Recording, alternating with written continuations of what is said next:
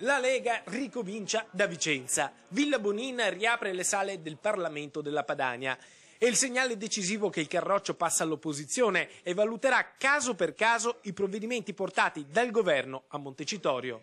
Il Parlamento padano, il Parlamento del Nord, riprende quota in virtù del fatto che rappresenta da oggi l'unica sede di sintesi per la Lega, quindi dove i suoi amministratori si confronteranno per elaborare le proposte, quelle proposte che vorremmo anche portare all'evidenza dei veneti, di tutti quelli che hanno piacere di sapere quali sono le idee della Lega. Il Parlamento leghista torna a Vicenza? Stanno scimmiottando se stessi.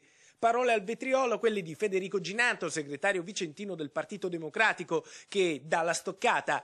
Il Carroccio vuole un Parlamento di cartapesta. Alla fine di 10 anni di governo la Lega non ha portato a casa i risultati promessi al Nord e non trova niente di meglio che rispolverare la retorica secessionista padana. Insomma, esplode l'ennesima rissa politica a distanza.